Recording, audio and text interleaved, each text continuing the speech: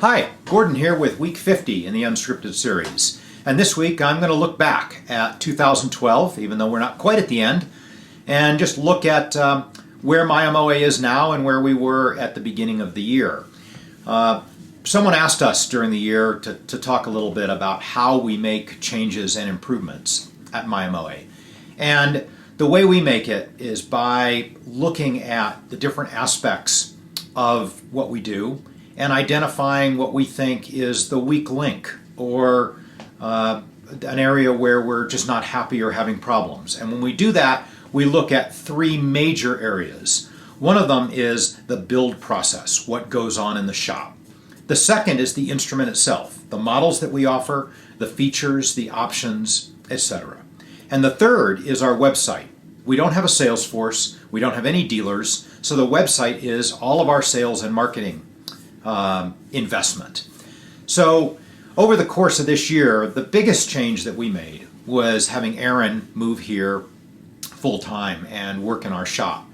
And in doing that, it caused us to really take a new look at the layout of the shop and the process that we use. And it caused us to make sure that we have the right aspects in place in the company. We're now 7 people. We are 5 that build, 3 full-time, and 2 part-time that work on necks and fretboards and braces and things like that, and 2 other folks. So we're 7 people, and as I say, that was really the biggest change and the biggest investment was having another person in the shop and getting that working smoothly. And that's really on the process side of things. And that's gone very well. We just are extremely happy with the people that work at Mya-Moe. We're like a family, I think. It's more like a family than a company. That's how it feels to me. And we just have wonderful people who I feel like they would do anything for Mya-Moe. And they don't look at it, I don't think they look at it as a job.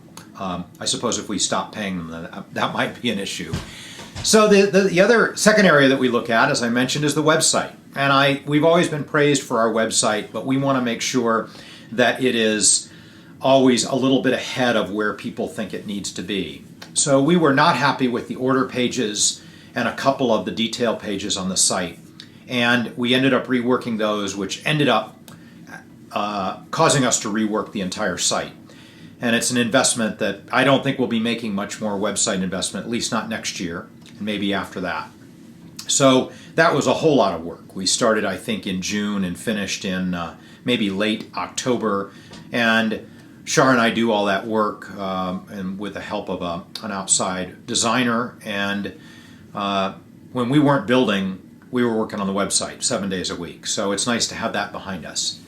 On the instrument side, we looked at the instruments earlier in the year and we said, okay, on the bean sprout banjo, we're making them out of maple and we're staining the wood. Let's get back to a Mya-Moe principle, which is we are wood people. So let's not stain it, and let's offer different woods, 4 different woods now, so we can match the wood to the owner. And that was a major change with a lot of testing and investment and changes to our process for the banjo. When we looked at our instrument, we were quite happy with the models, with the features that we offer. I'm not sure we introduced anything new in that regard.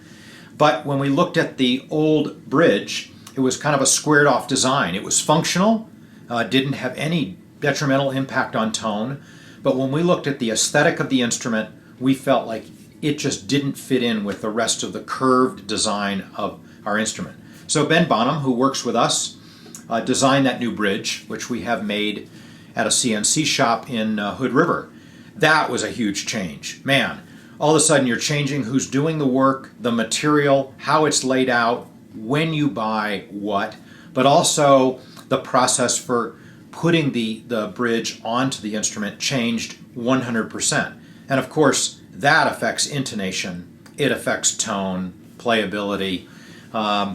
So we really had to get that right. And that was a lot of work for us, but we're thrilled with the result. And then lastly, our biggest investment for the year was the introduction of the Cascade Series instrument. As we look forward to the future and the dwindling supply of tropical hardwoods, that was the impetus behind the design of this instrument.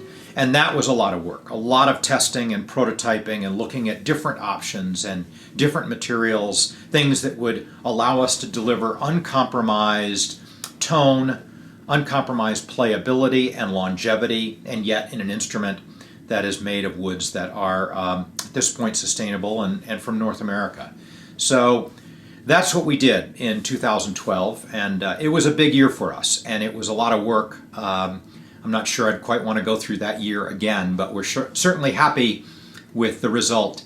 And thanks for being part of it with us.